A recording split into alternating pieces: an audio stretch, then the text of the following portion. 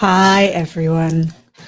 We had to start off with an audio issue. It's been a long time since we had one, so that was definitely not deliberate. I wish I could say it was deliberate, but it wasn't. I'm just very tired. Well, that's okay.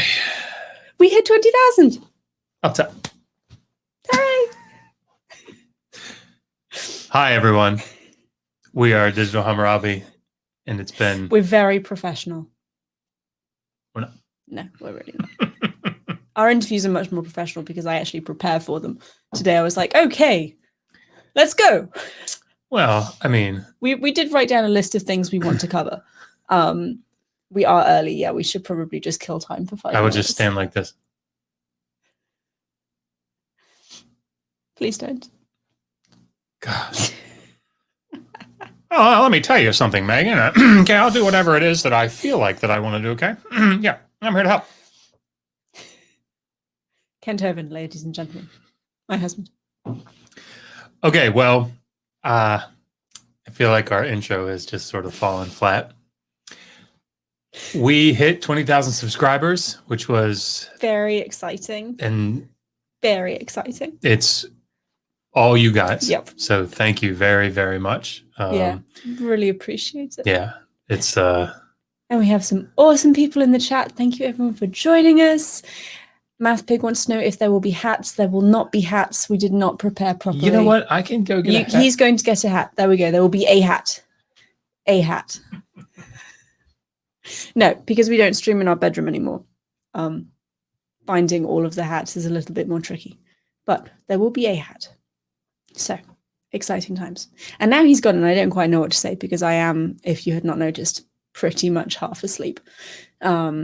Yes. So, hooray. Thank you for joining us. I'm sure will be more interesting in a second. Josh, I'm being boring. You have to come. Oh, God, he's... He has Oliver's sun hat on. Well done. Your mum says hi. My mom says hi? Yes, she does. Hey, Mom. This is what I've done with my life. I've cinched it up too. That's really the key. Yeah, definitely. Can't just have it down here. Is it fastened at the back? It's also fastened at the back. Like if I loosen it. No, it's fine. Okay. Don't make him refine his spot. You know. Currently sized for a 2-year-old.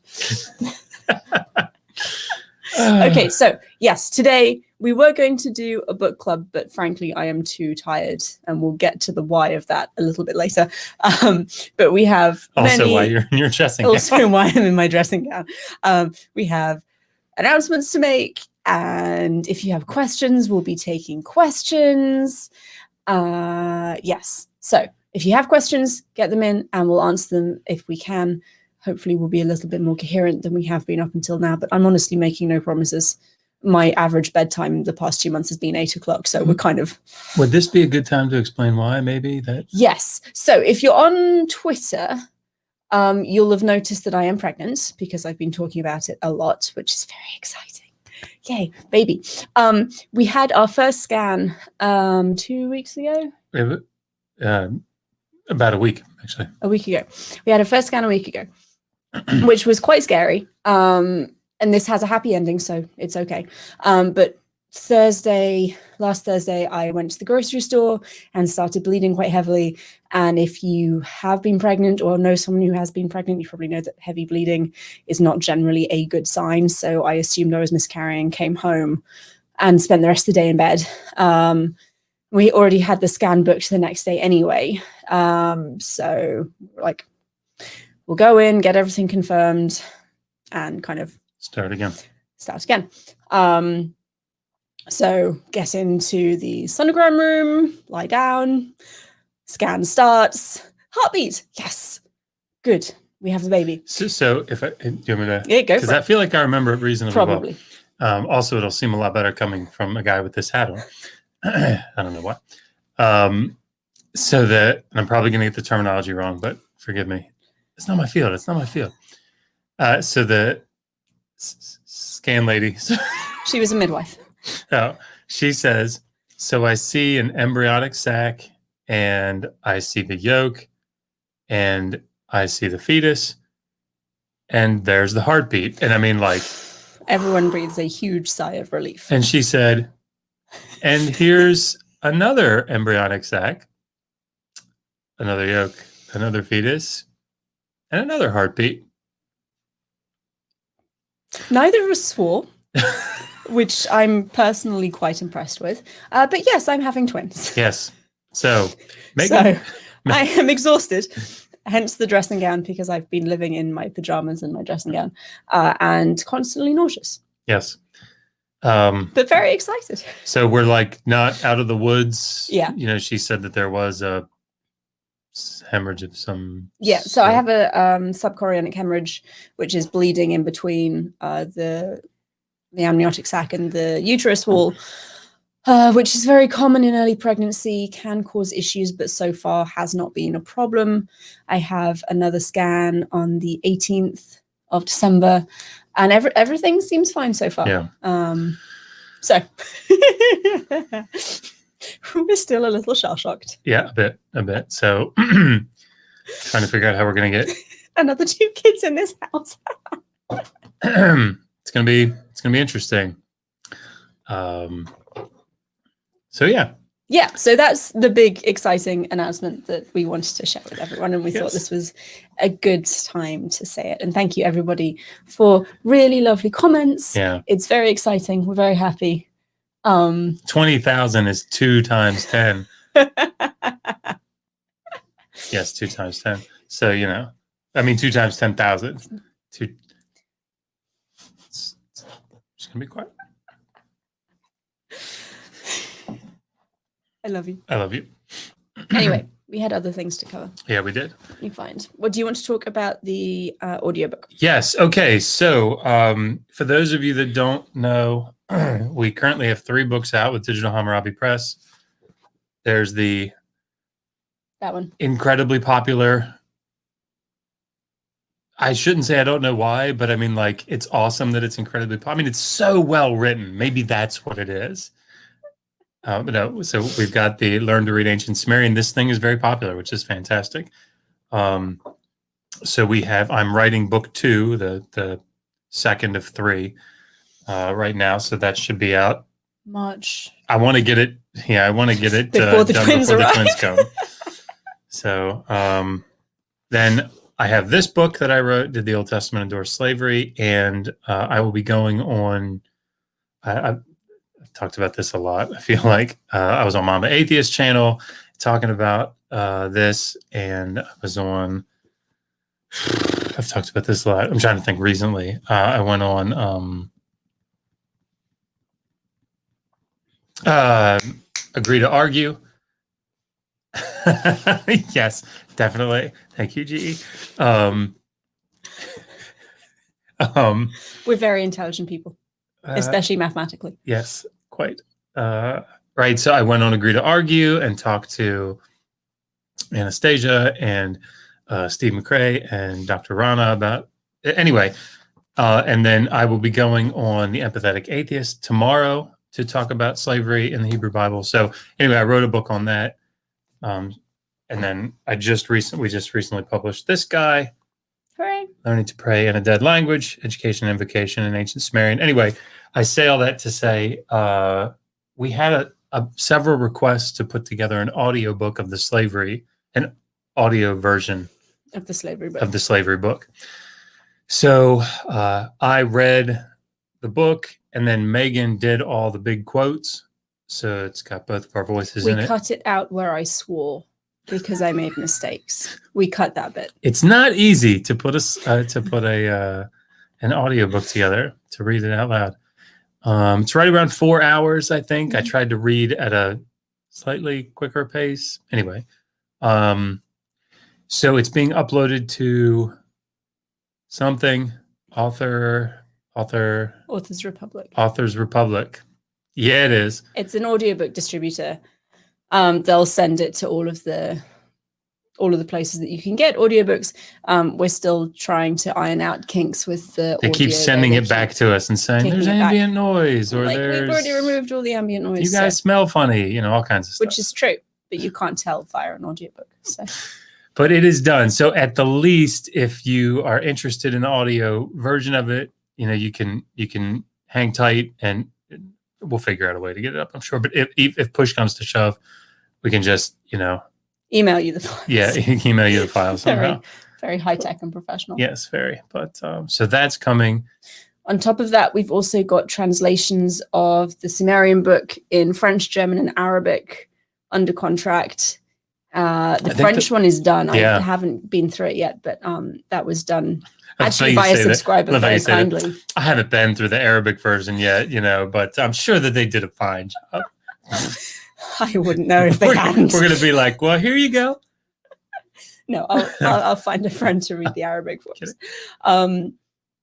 So yes, those are exciting. If you read French, German, or Arabic and would rather have the Sumerian book in those languages, those are coming. Hello, everybody. Oh, we had. I feel yes, like there was a we've lot got of color. like a bunch of super chats, so I'm going to do those. Oh wow! Now, you guys are amazing. Thank you, Ben. Thank you, Ben. We already discussed Godless Engineer telling us about Josh's amazing mathematical under his cause. I love you guys. And Shannon. Thank you, guys. Shannon is awesome. Thank you all for joining us. This really isn't a terribly exciting stream, but I really appreciate you being here. Terribly exciting. Well, we haven't done a live stream that's just us for like a year or so. So Tessa is asking if we can get the audiobook on Audible. As long as we actually get it through this distributor that we're trying to use, yes, it will be on Audible. Yeah, I guess the distributor, I don't know why I'm talking. You've been the one to do all this. So it's a company that processes everything and then we'll send it out to all of the audiobook retailers, including Audible. Yeah. It might take a little while because we're having issues getting the audio to the level that they want it. It's a little bit confusing. I keep making the changes and then they send it back again. Get it to the level. It was not deliberate. So yes, very exciting. Shannon is saying, remember me when you're so famous you can't take calls. Shannon, we will never be more famous than you. Impossible. That's just a fact. I suspect you'll always be 5,000 to 10,000 at least ahead of us. So, and we have a volunteer to edit the Arabic book. Thank you. Please email me because my Arabic is non-existent. Yeah. I mean, I had a little many moons ago, but yes. So maybe to sort of keep on the book theme, the upcoming plans for me, I want to, there are two books sort of on the horizon that I'm trying to piece together besides the Sumerian book. One is sort of taking a lot of the topics that I've gone through over the past 2 years, focusing on the ancient Near East and the Hebrew Bible, that are pretty common in sort of atheist-theist discussions. So it might seem a little bit of a hodgepodge, but I guess it's not. I'll have a chapter on slavery. I have a chapter on rape in the Hebrew Bible and in the ancient Near East. I have a chapter on abortion in the Old Testament. Have a chapter on like the prophecy of Ezekiel 26. Have a chapter on the book of Daniel. So things that come up a lot in discussions between atheists and generally Christians. So that's a book, that's something that sort of like the slavery book is, but more, I guess, a broader style handbook, I guess, or resource that people can say, well, gosh, what does the Old Testament say about abortion? And then you can find, the Numbers 5 chapter there, or passage in the, stuff in Exodus 21. And anyway, just so you can kind of, and you can go and you can see the most up-to-date secondary literature, that sort of thing. So that's one.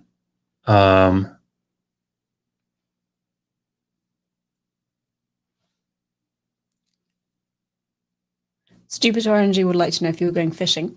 Also, she is going commando right now. Oh, so I thought those two were connected.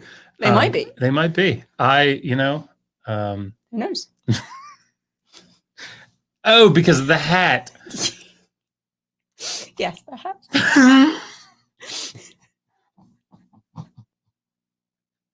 It's been too long since we've done this. We're very out of practice. I feel like I need to pan up to like my diploma. Like I really am smart. Like you don't even know.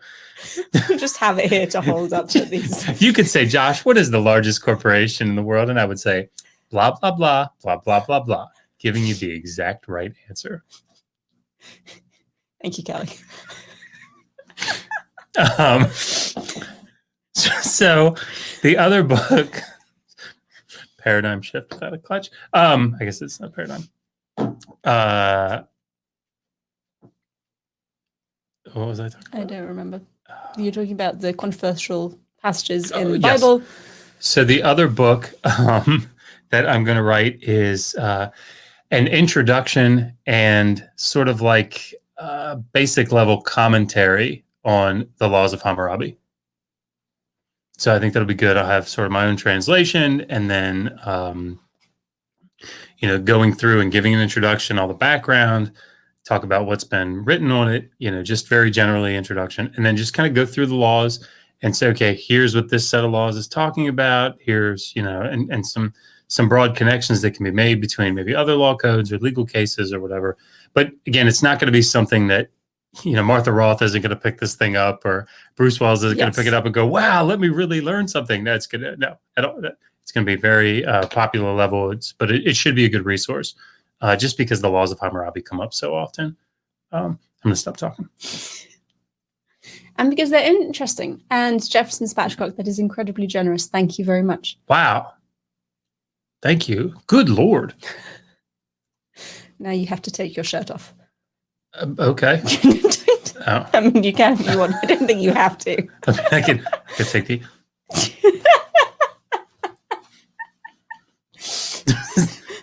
I think I've failed at the seductive unbuttoning. The hat really makes the whole experience that just a touch more erotic. This really does capture what all of our live streams are like. And our day-to-day life, if I'm very honest.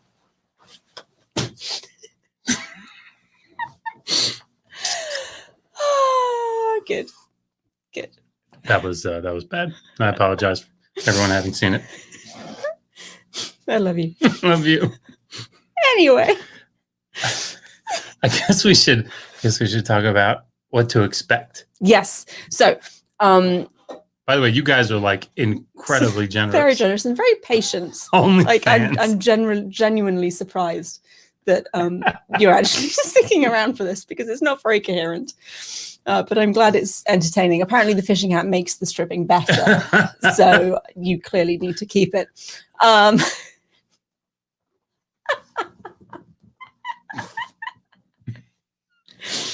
Someone is now asking how much to put the shirt back on.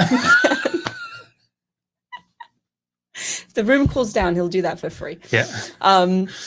Yes. So moving forward. Sorry. Oh, good. So Susan said she didn't take her ADHD meds today, so she's actually following along perfectly. So that's really good to know.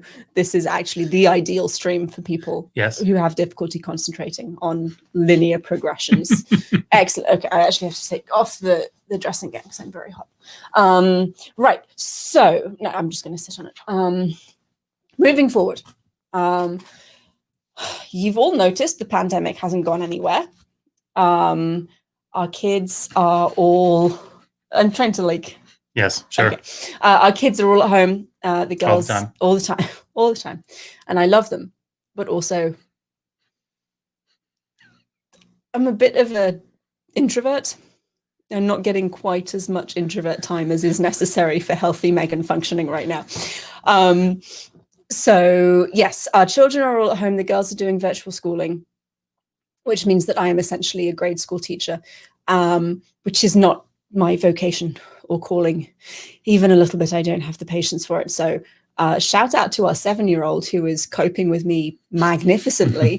But it does mean that really until they go back to school, I have zero time for any kind of research or video production, which sucks because I really love doing it. And it's kind of was prior to pandemic life. It was like a regular upload thing. That was what I did.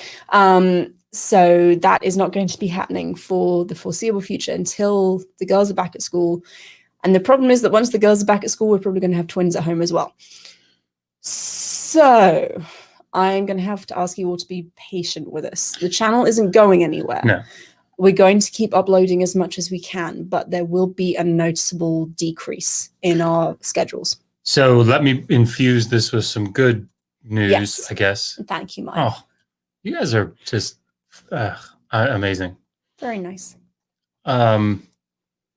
So I try to each week go back and find either, excuse me, an interview that we did that's sort of maybe we did earlier, that's sort of been lost in the, the background of the channel, and get a really good snippet of it, something that's very interesting to everybody, and then do one of the what are we calling them? Throwback teasers, like interview shorts. And so I've been trying to get one of those up every Friday, or going back to an edited video that I did. So, pulling something from, I have no idea how loud this is. Sorry, I'm listening. Pulling a video clip from my Dating of Daniel series, or the slavery videos. I'm just trying to think of stuff. And so we're trying to get something up every Friday. Hopefully something that either you haven't seen before if you're a new subscriber, or you haven't seen for a while if you've been with us. So it's not time intensive on our part, but it is still giving you content to watch. Yeah. I also have a series that I've scripted out. Mm-hmm. We have so the problem is writing the scripts isn't always the most difficult part. It sounds kind of weird. If it's something that you've already done a lot of research on and you're just kind of writing out what you already know, it's very easy. So I have a full script put together on the fall of the Neo-Assyrian Empire, and I've put one video together, so that one will be coming up in the next couple of weeks. Mm-hmm. We're going to try to keep them to like short 5, maybe 10-minute videos.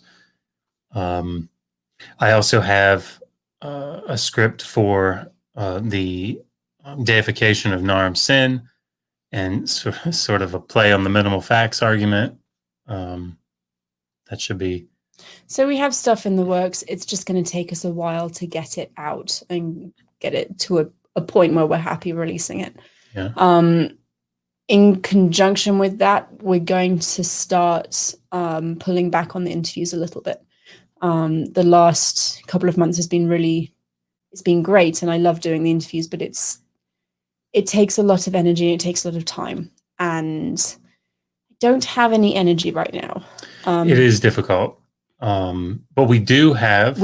Having said that, we have a couple more interviews this year. I've got several, 2 or 3 that I'm going to be scheduling for next year, including Dr. Irving Finkel from the British Museum, which is really exciting. There was a collective gasp. There was a collective gasp. If you've never seen Dr. Finkel speak, then he's amazing. Just search his name on YouTube, because he's a very entertaining speaker. And he has a book out. I think it's published in 2014, but it's on Audible, or it's an audiobook or whatever. And he reads it himself, and it's just amazing to listen to. It's on the Flood. Yeah. So we're going to have him on. I'm going to email to schedule that this week. So that'll be early in the new year. Fran is asking if we're still doing scholarships. We are definitely still doing scholarships. HAPS is still alive and kicking.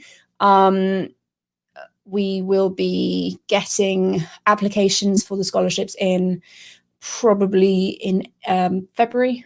And then we'll start doing interviews in May. You have to put that one up. Okay. I'm sure. Dr. Josh became agnostic because he just wanted to Naram Sin. I enjoyed that. I don't know how he does that. I don't know how he comes up with them, and he comes up with them so quickly. Where was I? I don't know. Neither do I. So what we will do. Remember. If anyone remembers what I was saying, tell me, because it's. So we're going to try to just be patient with us. Sorry, HAPS. Yes. HAPS, Oh, yes. HAPS is still going. If you want to make a donation to HAPS, you can do it on the website. We should probably tell people what HAPS is, because I bet there are some new people here that don't know. HAPS is a nonprofit that we run. I am the president. We have a whole board of directors. And if you go to hapsfund.com, you can find all the information about the people who organize it. HAPS stands for Humans Against Poor Scholarship. And we run 2 different grant programs now, which we're very proud of.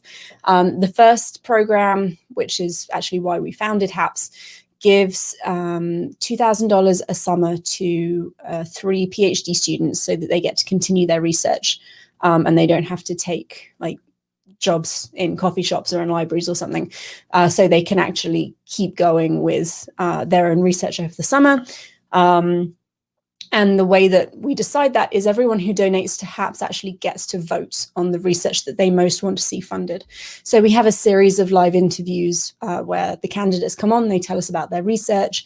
You guys get to ask your own questions. And then when everyone's had their interview, you will vote. And then they go, they do their research, we give them money, and then they come back and they tell us how their research went and what they kind of managed to achieve. So it's a really valuable project. Having been grad students, it's very close to both of our hearts. So that's the first grant. We also recently started a Black Scholars Matter initiative, which is aimed at Black undergraduate students. It can be very difficult to get into the field, really any field of ancient studies, because they are predominantly white, which means that if you are a Black student and you're looking at the field, there is no one like you, there is no path for you to follow, no mentor really to reach out to.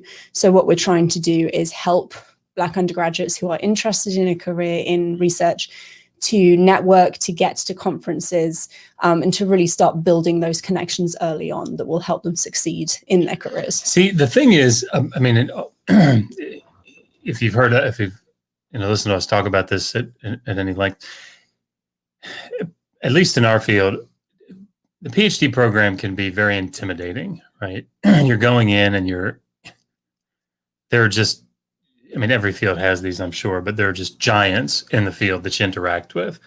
And it can be incredibly intimidating. I think it was probably more intimidating for me than maybe a normal person, because I was in the military for 10 years. And so there's already this, anticipation of that high ranking person, and so you fear them. Anyway, so it can be very difficult to network, and can be difficult to approach that, really important person in the field that you'd like to study with. Anyway, so what we're trying to do is not force it, I guess, but facilitate in such a way that we say, okay, person X, undergraduate student, we're going to pay for your plane ticket, we're going to pay for your food and your your hotel room, whatever, and we're going to have a point of contact there that knows you're coming. And they're going to essentially take you by the hand and walk you up to all these really important people in the field and say, this is person X, this is what they're doing in their undergraduate program, this is what they might be interested in. We just wanted to introduce you, so that it becomes very normal, and it's breaking that ice and getting you comfortable and getting them comfortable. So now there's a name and a face that go together. And anyway, I think it'll just make things easier for those students to feel comfortable getting into the field. That is the plan. I probably didn't need to say all that. You said it quite well. And Trevor says a side benefit of HAPS is how the candidates and recipients give the viewers such a range of insights into their scholarship and research in progress. Yeah. And that's an excellent point. And that's, I think, one of the more important things of what we're trying to do is connect people, connect interested non-specialists to people who are doing this as a career choice, to kind of demystify the whole experience. So you guys know exactly what's going into this kind of research. And so that students have an opportunity to talk to non-specialists and to kind of get experience in explaining their research to someone who doesn't already know what it is. Yeah. So, yes. Clockwork Rex is asking if you were in the Army. Air Force, 10 years. Yep. Sorry. Sorry. So those are all the things we wanted to cover. If you guys have questions or comments, then go for it.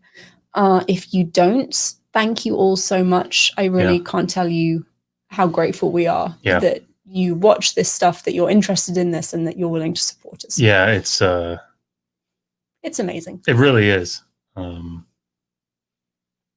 Yeah. Sorry, I just noticed that one of the sliders on the board is up, and I thought, why is that?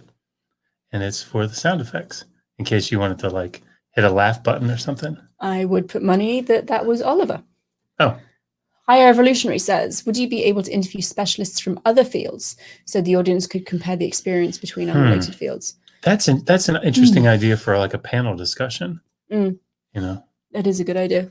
We could get classicists and medievalists and like Southern American archaeologists. Did you burn your arm? I did burn my arm, yes. Sorry. I just noticed. Burnt my arm on the oven this week. Yes, that is a good idea. Thank you.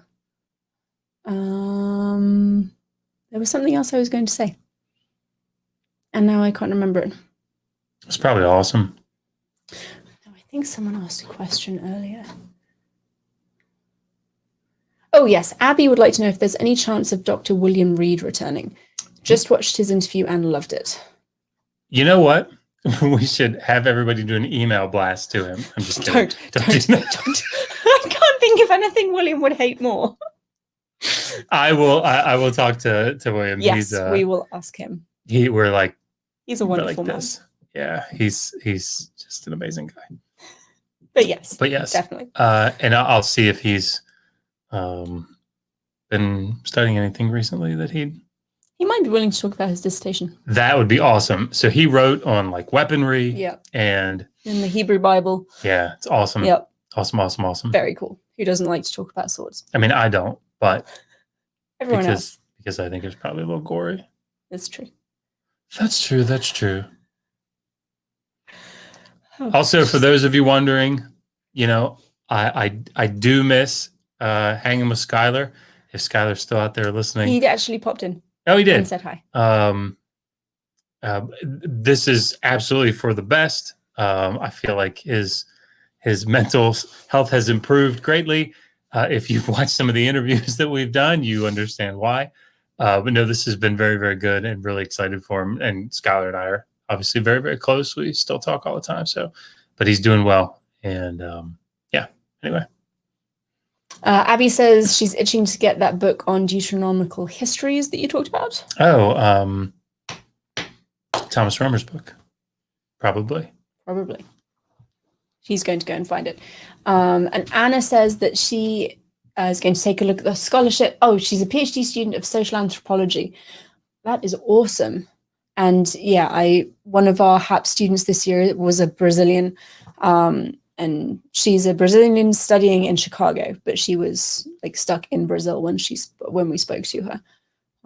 We do limit the applicants to studies of the ancient Near East, because that's really kind of what we have our background in. So that's what we feel able to engage with most seriously, I think. Book. Sorry. It's whenever somebody says the name of a book, you know, I just, did you mention a slavery book? I don't know. Because there's one here that I love you. We're very boring people. We really are. I'm just genuinely amazed you're all still here. Yeah, so we don't have anything else. You guys are amazing. Thank you. You guys are awesome. And frankly, this pregnant lady needs to go to bed. So if you guys are interested in getting a copy of the audio slavery book, shoot me an email. Email us. And if we can't get this thing out, if we can't work the audio files so that they actually are distributable. They just keep shooting an email back saying, you have to take the volume down, or you have to, and it's like, we just did. But anyway, she. But yeah, if we can't make it work, then we will talk about emailing you files. If we can get it to work, then I'll just email everyone when it's out and say that you can find it on Audible and wherever else you buy Absolutely. audiobooks. I've been blown away by the super chats. Like, you guys are incredibly generous. Thank you. Thank you. Very, very. And just realizing that we have a lot of things to buy now for 2. It's okay. We've got like Megan's been on this like Facebook yard sale thing. She bought this bassinet that has two and it swivels. Yep. Looks like a really big turntable. And so you can be like, wooka wooka. No, that's not what we do with the twins. Nice. Does everybody remember where HAPS came from? I'll just tell the story really quick. Just throwback, because this is from the beginning. I did a response to a fellow by a doctor by the name of Hugh Ross, and he did a video, several videos, I guess, on how particularly like the book of Isaiah and certain things in the Old Testament talk about the Big Bang, the expansion.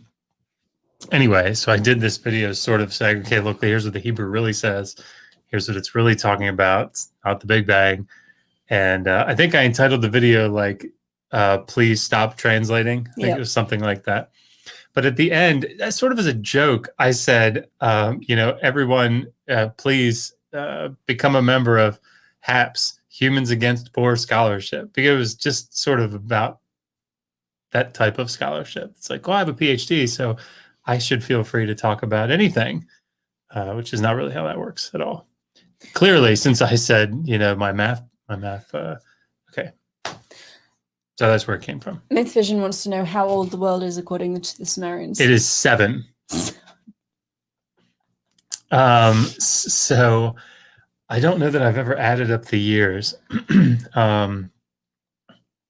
So the Sumerian king list talks, quite a bit about when kingship descended from heaven. You have people reigning for, tens of thousands of years. But I've never actually added that up. I don't think that we should do that. We should do a video entitled "The World is This Year's Old." This year's this old. Many years old, according to the Sumerians. But yeah, 7 units. Yes, 7 units of time. There we go. Perfect. Clearly those numbers were. Nobody should go back and say, okay, let's make an apologetic for why the Sumerians were actually right about this. That's not, why would we do that? That seems kind of crazy, Of course, there are people that sort of do that with other ancient texts. So. They do it with like the Mayan calendars and the world is going to end on this date and. Word. Well, trying to broaden my. Oliver's going to be very upset when he sees you wearing his hat. He really is. Dad has not yours. My hat. My hat. If you don't follow us on Twitter, I don't want to say you should, but you get to see funny videos of him. He was listening to, he and our 7-year-old love listening to Bad to the Bone by George Thorogood. And he was on his little scooter and he's saying, yeah, bad bone, flying across the kitchen. Yeah, it was cute. It was very cute. You also get to see our insanely messy kitchen. 'Tis true. See, this is why I like having a set, because it's nice and black and neat, and there's a beautiful picture. And you can't see the floor. Yeah, you can't see the floor, which is covered in paper and clothes. Childness. And childness, and there's a dog somewhere. And there's this book sitting here. This other book, I don't know. Okay. One-Eyed Heathen says, what would you say is the best layperson source for debunking ancient alien theories? That's a good question. There are a couple of different people out there doing that kind of work. David? Dr. David Anderson yeah. Does a lot of that actually on Twitter. He is very patient. If you're specifically looking for like Zachariah Sitchin and the 12th Planet, we went through that in a video. I thought it was kind of entertaining. Is that the one where I dressed up as an Anunnaki? Yes, yes, it was. It's so bad. Sorry, I'm looking. There are a couple of books that I'm going to recommend. I'm looking them up now. You should keep talking. Yeah, Ben said that Heiser has a video, a website. It's called Sitchin is Wrong. Mm-hmm. I don't think that Heiser knows Akkadian and Sumerian, so it's or at least I don't think he was trained in the languages, which is fine. I mean, I don't think you actually need to be trained in those languages to. But the thing is that Sitchin does try to use the Sumerian, and if you don't know the language, it can be difficult to. You end up having to say things like, "Well, Assyriologists disagree," which is fine. It's true. Absolutely true. But anyway, but no, he definitely has a website where he's talked about that sort of stuff. But I think, yeah, it's funny. It's a little scary, maybe, but before we came onto YouTube, we didn't actually know, as a Syriologist, we didn't know who Zecharia Sitchin was. But it's obviously incredibly popular. And the thing is, I'm actually really impressed with a lot of the people that take the time to try to study this stuff, because Sumerian's not easy. I mean, it really isn't. And so I think it is actually impressive that people try to delve into these things. I obviously disagree with their conclusions, but so one of the books that I would recommend is Spooky Archaeology by Jeb Card. He's a Mesoamerican archaeologist, but he does a lot of like pseudo-archaeological debunking stuff. There's one other that I'm looking for as well, and I can't remember the author's name. I call him Dwight. I don't think it's Dwight. Oh. Yeah. Well, if you want to, shoot us an email, and we'll probably find it by then. Perhaps, just perhaps. Or you can keep looking. Yeah, sorry, I can't remember the author. He runs a whole website. I can't remember. He's awesome. Anyway, sorry. Let me see if there were any other questions that I missed. Yep, Archaea Fantasies is a good one. Yes. Jay Pasick wants to know what's with the hat. What was a 1,000 subscriber? Yeah, we did a live stream with lots and lots of hats. And of course, MathPig has been with us since the beginning, and he suggested at the beginning or asked if we were going to wear, any funny hats. So I went and grabbed one. Yes, Ben is absolutely right. The only true Sumerian expert is Lord Rael. Please Google Lord Rael if you if you need to kill 15 minutes and you want to chuckle. It's a very deep rabbit hole, so don't spend too much time on it. Yeah. Man, I was gonna say something. Dezam. Oh well. Sorry, I have to keep looking for that. No, don't, because then what happens is when you're looking down, it leaves me the burden of talking. And this is, anybody that watched me on Skylar's channel, it's not a good thing when I'm the one carrying the conversation. There have been times on Skylar's show that he just accidentally drops off, and it's just me on the screen going. It's the book is Spooky Archaeology by Jeb Card. I'm looking for the other one. Sorry, someone asked who it was by. So even after I go, see, well, you weren't even listening to me. I wasn't. I was too. I was bearing my soul about my deepest fears and insecurities. No, and you're like, well, I'm just gonna keep looking. So no, you weren't. Talk to the head. No, you weren't. But I love you. All right. Well. Yeah. We should probably wrap it up because, I need to go to bed. Once I get the Sumerian Grammar 2 done, at least get it much further along, I will. I'll start again the language series videos on Sundays. So I'm about halfway through going through Biblical Hebrew. So if you're interested in learning Biblical Hebrew, you got about, I don't know, 20 lessons, I think, on the site. But I'll start that back up again. I paused it so I could write this grammar. So we did actually have a question a while ago, whether you were going to do a video series accompanying the second Sumerian grammar book. That is an excellent question. And I will ask my boss. He is, yes. Yes, I guess I will.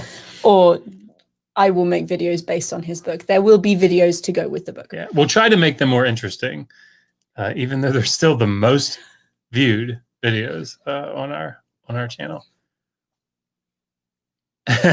No. No, Trevor. And actually, when we told our oldest that we're having twins, she's very pleased. But she did ask, could we maybe stop having babies after these two? 5 kids, I guess is 5 kids. I come from a family of 4.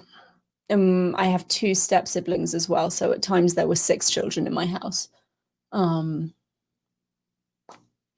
This will be, thank you, Jay. It's very kind of you. This will be exciting. Indeed. Anyway, we've said goodbye like 4 times, so we're actually going to go now. Thank you all so much for joining us. It has been a joy to see you all again. Feel free to tune in tomorrow at 8 o'clock Eastern Standard, I think, p.m. I said that in such a weird way. p.m. 8 Central. Oh, no. It's 8 p.m. Eastern Standard Time on the Empathetic Atheist. I think the stream is already up. If somebody wants to, one of our wrench people, what do you call them? Wrench people are mods. Mods. Sure. It. No, I like wrench people. One of our wrench people wants to get the link and throw it in the side chat. It should be a lot of fun. I'm having a discussion, debate thing. I don't actually know exactly what we're doing, but we're talking about slavery in the Bible, Old Testament. I don't know. So we'll see, but feel free to join us. I'm going to be quiet. Thank you all. We love you. You guys are awesome. Mwah. Digital Hammurabi is made possible by generous sponsorship from our patrons. Their support means that we have the technological and academic resources necessary to bring the ancient world directly to you. If you want to join the team, go to patreon.com/digitalhammurabi to see how you can help.